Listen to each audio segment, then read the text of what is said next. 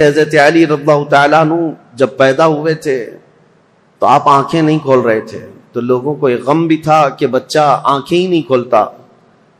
حضور صلی اللہ تعالیٰ علیہ وسلم کو ایک خبر دی گئی، حضور تشریف لائے اور بچے کو گود میں لیا۔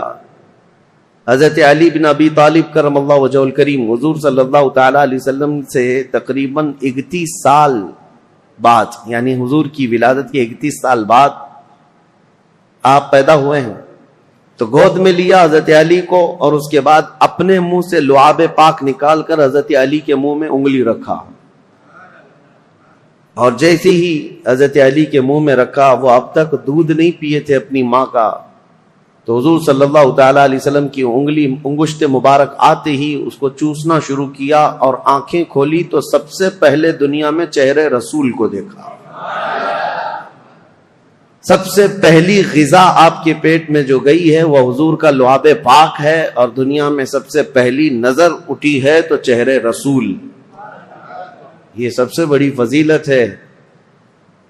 اور پھر اس کے بعد حضور صلی اللہ تعالیٰ علیہ وسلم حضرت خدیجہ کے گھر ہی رہتے تھے، اور جب حضور صلی اللہ تعالیٰ علیہ وسلم غار حرا سے گھر تشریف لائے تھے پہلی وحی لے کر، اور پھر گھر میں نمازیں ادا کی جاتی تھی، تو حضرت علی، حضرت خدیجۃ الکبریٰ اور حضور صلی اللہ علیہ وسلم کے پیچھے یہ خود بھی کھڑے ہو کر نمازیں پڑھتے تھے۔ اور اس کے بعد جب حضور صلی اللہ تعالیٰ علیہ وسلم نے اعلان نبوت فرمایا اور دعوت اسلام لوگوں کو دینا شروع فرمائی، تو سب سے پہلے حضرت علی کرم اللہ وجہہ الکریم بچوں میں ایمان لانے والے ہیں۔ وہ واقعہ آپ خود بیان کرتے ہیں کہ حضور مکہ کے سارے لوگوں کو ایک جگہ پر کوہ صفا کے قریب جمع فرمائے تھے، صفا پہاڑی کے پیچھے، اور خاندان کے سارے لوگ موجود تھے، حضور کی پھوپھیاں، حضور کے چچا، جتنے لوگ تھے قریش سب تھے۔ ان کے درمیان جب نبی پاک صلی اللہ تعالیٰ علیہ وسلم نے اپنی نبوت کا اعلان فرمایا اور خدائے واحد کی طرف بلایا، اور پھر اخیر میں یہ ارشاد فرمایا کون ہے جو تم میں سے میری دعوت کو قبول کرے، تو جب حضور یہ فرماتے تو حضرت علی کھڑے ہوتے، یہ کہتے میں کمزور ہوں، پتلی ٹانگوں والا ہوں، آنکھوں میں آشوب چشم ہے، لیکن میں آپ کی دعوت پر لبیک کہتا ہوں۔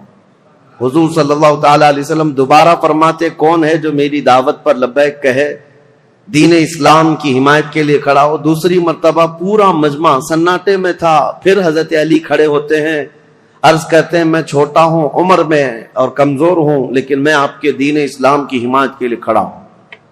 تیسری مرتبہ حضور نے فرمایا پورے مجمع میں کوئی ہے، تب بھی مولا کائنات علی مرتضیٰ رضی اللہ تعالیٰ عنہ ہی کھڑے ہوئے۔ حضور صلی اللہ تعالیٰ علیہ وسلم نے ان کو گلے لگایا اور دعا کی مولا اس کی ٹانگوں میں اور اس کی بازوؤں میں قوت عطا فرما۔ نبی پاک صلی اللہ تعالیٰ علیہ وسلم کی دعائے پاک کا اثر تھا کہ پھر دنیا نے انہیں پہچانا ہے، اور اس کے بعد پھر صحابہ خود کہتے ہیں حضرت علی کی طاقت کے مثل ہم میں سے کسی کی طاقت نہیں تھی، وہ حیدر کرار شیر خدا بن کر پوری دنیا میں چمکے ہیں۔ یہ رسول اللہ کی دعا تھی۔ پھر جب نبی پاک صلی اللہ تعالیٰ علیہ وسلم ہجرت فرمانے کے لیے ارادہ فرمایا تو اپنے بستر پر کسی کو نہیں، حضرت علی کو سلایا تھا۔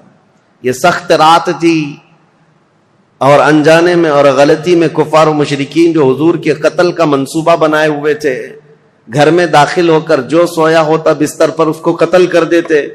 حضرت علی کرم اللہ وجہہ الکریم کو حضور صلی اللہ علیہ وسلم نے اپنے بستر پر سلایا تھا اور کہا تھا میں جا رہا ہوں مدینے، اور صبح ہونے کے بعد میرے پاس جو کفار و مشرکین کی امانتیں ہیں وہ دے کر تم بھی مدینے آ جانا۔ حضرت علی چادر، یمنی چادر تھی ہرے رنگ کی، فرماتے ہیں میں چادر تان کر سو رہا تھا، اور پتا تھا کفار و مشرکین حضور کے پورے گھر کا محاصرہ کیے ہوئے، رات کے وقت اندر آ کر کوئی بھی قتل کر سکتا ہے۔ نبی پاک صلی اللہ تعالیٰ علیہ وسلم تو گھر سے نکل کر چلے گئے، حضرت علی آرام سے سوتے رہے۔ فرماتے ہیں ان سے پوچھا تھا کسی نے ہجرت کی رات آپ کس خوف سے سو رہے تھے بستر پر، وہ قتل کا بستر تھا۔ حضرت علی کہتے ہیں پوری زندگی میں اس سے بہتر نیند مجھے کبھی آئی نہیں، اس سے بہترین نیند کبھی آئی نہیں۔ پوچھا کہ آپ اس قدر آرام سے کیوں سو رہے تھے؟ کہا اس لیے کہ رسول اللہ نے فرمایا تھا رات کے وقت علی صبح ہو جائے تو یہ امانتیں لوگوں کو دے کر تم بھی مدینے آنا، تو میرا یقین تھا کہ صبح ہوگی بھی، امانتیں دوں گا بھی اور مدینے جاؤں گا بھی۔ کیونکہ رسول اللہ صلی اللہ علیہ وسلم کا فرمان علی شان ہے. مولا کائنات ہر جگہ نبی کریم صلی اللہ تعالی علیہ وسلم کے ساتھ ساتھ رہے ہیں. اور آپ کو وہ واقعہ بھی بتا دوں, یہ فضائل پر بات چل رہی ہے, پھر میں خلافت مولا کائنات علی مرتضیٰ پر آتا ہوں, کیونکہ تاریخ میں خلفائے راشدین کے دور میں حضرت علی کی خلافت کا جو دور ہے وہ بہت امپورٹنٹ ہے, اس لیے بھی کہ یہاں سے فرق ہو جاتا ہے اپنوں کا اور غیروں کا. یہاں تک منزلیں سیم چلتی رہیں امت اسلامیہ کی, لیکن یہاں آنے کے بعد جماعتیں بدل گئیں, کچھ لوگوں نے اپنا قبلہ الگ کر لیا, کچھ لوگوں نے الگ کر لیا ہے. تو خلافت علی بن ابی طالب کا یہ 5.5 سالہ جو دور ہے یہ بہت ہی اہم ہے. میں تاریخ پر آتا ہوں, اس سے پہلے کون ہے یہ شیر خدا, کون ہے یہ علی مرتضیٰ؟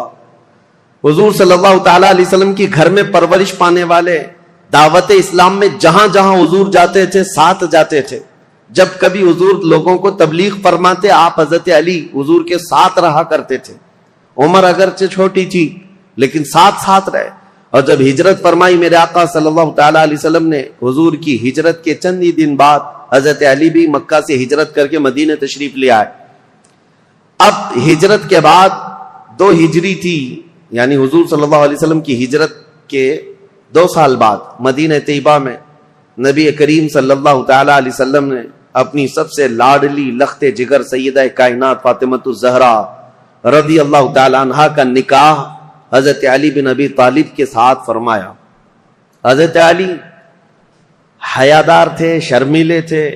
آپ کہتے ہیں کہ پیغام نکاح حضور صلی اللہ تعالی علیہ وسلم کے گھر آپ کو بھیجنا تھا, لیکن حیا مانے تھی. حضور صلی اللہ تعالی علیہ وسلم کے گھر میں پرورش پاتے رہے, لیکن آپ اس شرم اور حیا کی وجہ سے کبھی پیغام لے کر جا نہ سکے.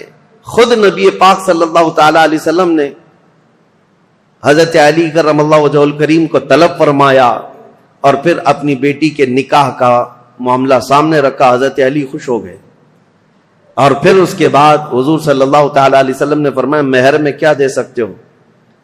پھر ان کے لیے مہر کے انتظام کا حکم دیا. حضرت علی خود گئے, وہ ایک باغیچے میں مزدوری کرتے تھے, کما کر کے جو انہوں نے جمع کیا تھا اور ان کے پاس جو لوہے کی زیرہ تھی وہ بیچ کر یا گروی رکھ کر مال جمع کیا. 400 مسقال چاندی, یہ حضرت فاطمۃ الزہرا رضی اللہ تعالی عنہا کے لیے مہر مقرر فرمایا گیا.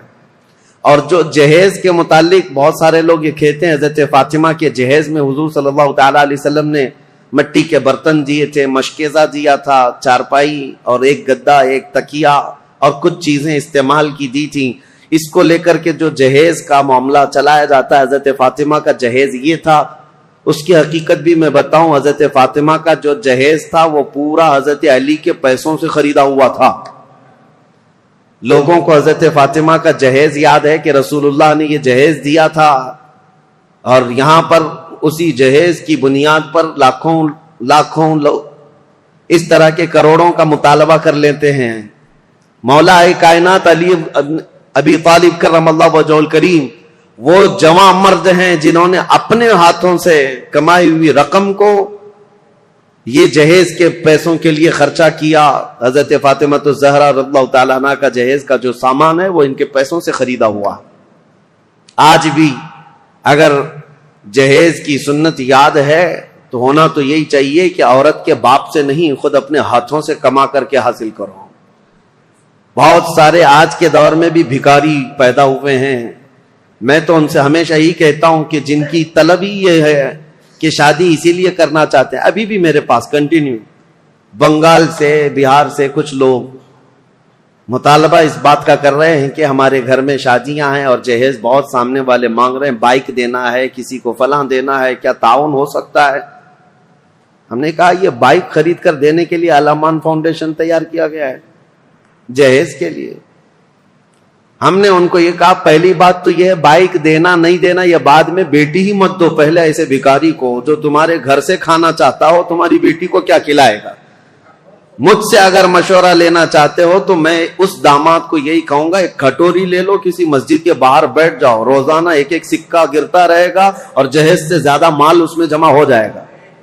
اللہ نے مردوں کو تمہیں طاقت دی ہے، حاکم بنایا ہے کمانے کے لیے، لہذا عورت کے گھر سے لینا یہ ایک طرح کی نحوست ہے، مرد کے لیے ایک نحوست ہے، اور اس کی لت پڑ جاتی ہے اور انسان یہاں نکما ہو جاتا ہے۔ ہم نے بہتوں کو دیکھا ہے سسرال پر پلنے والے ہیں، ایسے بہت سارے ہیں۔ ایک مرتبہ عورت کیا گھر سے لے آئی، ہر بار یہ داماد یہی خواہش کرنے لگ جائے گا، جا اپنے باپ سے 10,000 مانگ کے لا، 50,000 مانگ کے لیا۔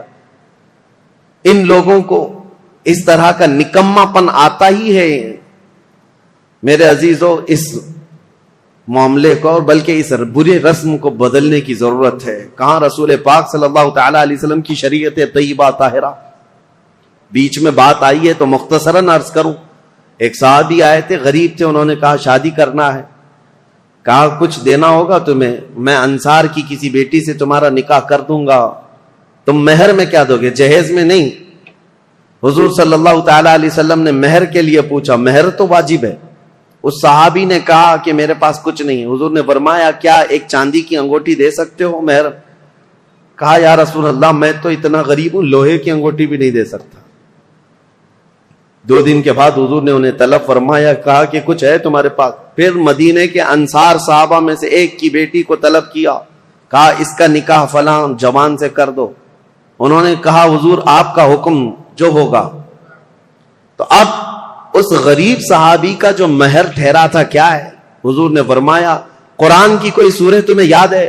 اس صحابی نے کہا ہاں مجھے فلاں فلاں سورہ یاد ہے۔ حضور نے فرمایا جا تو اپنی دلہن کو یہ سورتیں یاد کرا، یہی تیرا مہر ہے۔ نکاح کو آسان کرو، زنا کو مشکل بنا دو، یہ ہماری شریعت ہے۔ یہ نہیں ہے کہ زنا آسان کر دو اور نکاح اتنا بھاری کر دو کہ اس کے لوازمات اتنے بڑھ گئے کہ جوان لوگ آج نکاح کرنے میں گھبرانے لگتے ہیں، اتنا مال کیسے جمع کروں؟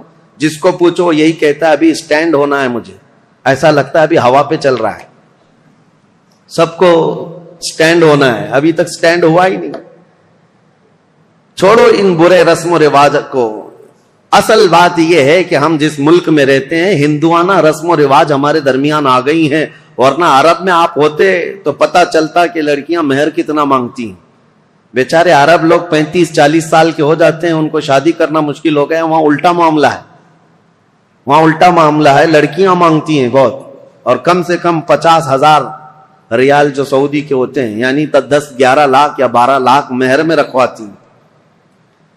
یہ وہاں کا مزاج ہے۔ اور جب ان سے کہا جائے نہیں ہم کو پیسے نہیں دینا پڑتا ہے، لڑکی پیسے دیتی ہے، تو عرب والے کہتے ہیں ہم تو ایسی 4 کرنے کو تیار ہیں فری میں۔ جاؤ کسی بھی ہندوستانی لڑکی کے باپ سے کہو کہ کچھ بھی جہیز مت دینا، کوئی چیز مت دینا، یوں ہی دے دینا، لڑکی ہم بیاہ کر کے لے آئیں گے۔ اسی لیے بہت سارے عرب یہاں سے آ کر کے نکاح کر کے لے جاتے ہیں۔ ابھی ہمارے کئی لوگ ہیں وہ یہ کہنے لگ گئے کہ ہم انڈونیشیا سے شادی کر کے لا رہے ہیں، عرب میں یہ بہت مشکل ہو گیا ہے۔ دونوں نظام غلط ہو گئے ہیں، شریعت مصطفیٰ سے ہٹے ہوئے نظام ہے۔ بات مختصراً اتنی عرض کروں گا، اگر ہمارے لیے آئیڈیل ہے، کوئی نمونہ عمل ہے، تو رسول اللہ صلی اللہ تعالی علیہ وسلم کی بیٹی کی شادی، مولا علی کرم اللہ وجہہ الکریم کی شادی، یہ دیکھنا چاہیے، آپ کو پڑھنا چاہیے کہ ان کی شادی کیسی ہوئی تھی۔ کوئی نوجوان پوچھنے کو تیار نہیں ان کی شادی کیسی ہوئی تھی، کوئی یہ نہیں پوچھتا کہ ان کی شادی کیسی ہوئی، وہ اپنے اعتبار سے شادیاں رچاتا ہے۔ بہرحال سیدنا علی بن ابی طالب رضی اللہ تعالیٰ عنہ جب ہجرت کر کے آئے تھے تو ایک معاملہ اور بھی میں بتا دوں، آپ کی قرابت رسول اللہ کے ساتھ، حضور صلی اللہ تعالیٰ علیہ وسلم ان سے کتنی محبت کرتے۔ جتنے ہجرت کر کے آئے تھے صحابہ وہ مہاجرین ہیں، اور جو مدینے میں تھے وہ انصار۔ ایک انصاری صحابی کو حضور بلاتے اور ایک مہاجر کو، اور دونوں کا ہاتھ پکڑ کر کہتے آج سے تم بھائی بھائی۔ تو یہ عقد مواخات میں نے تاریخ میں بتایا تھا، حضور نے ہجرت کے بعد سب سے پہلے کام یہ فرمایا تھا، بھائی چارگی قائم کر دی تھی۔ تو یہ زبانی نہیں بلکہ وہ صحابہ حقیقت میں پوری زندگی میں ان کو بھائی بنا کر رہتے تھے، حتیٰ کہ اپنی جائیدادوں میں بھی ان کو حصہ دیا ہے حضور نے، جن کو بھائی بنایا۔ تو یہ عقد مواخات چل رہا تھا، ایک انصار ایک مہاجر، ایک انصار ایک مہاجر، سب کی جوڑیاں بن گئی مدینے میں۔ اور جب یہ عقد مواخات ختم ہوا تو حضرت علی اکیلے بچ گئے، ان کے لیے کوئی انصار جوڑی کے لیے بچا ہی نہیں تھا۔ حضور نے سب کی جوڑیاں بنا دی، فلاں مہاجر کا فلاں انصار بھائی ہے۔ لیکن حضرت علی غمگین ہو گئے. کہا یا رسول اللہ صلی اللہ تعالی علیہ وسلم میں اخیر میں تنہا رہ گیا, میرے لیے کوئی انصاری صحابی بھائی بننے کو تیار نہیں, یا بھائی نہ بن سکا. نبی پاک صلی اللہ تعالی علیہ وسلم نے حضرت علی سے کہا یا علی انت اخی فی الدنیا والآخرہ, کیا تو اس بات پر راضی نہیں دنیا میں بھی اور آخرت میں تو میرا بھائی ہے. انصار اور مہاجرین آپس میں بھائی ہیں, لیکن رسول اللہ نے حضرت علی کو اپنا بھائی کہا, اخی رسول اللہ. وہ حضور صلی اللہ تعالی علیہ وسلم کے رشتے میں بھی بھائی تھے, اور یہ عقد مواخات جو مدینے میں ہوئی اس میں بھی حضور کے بھائی بنے.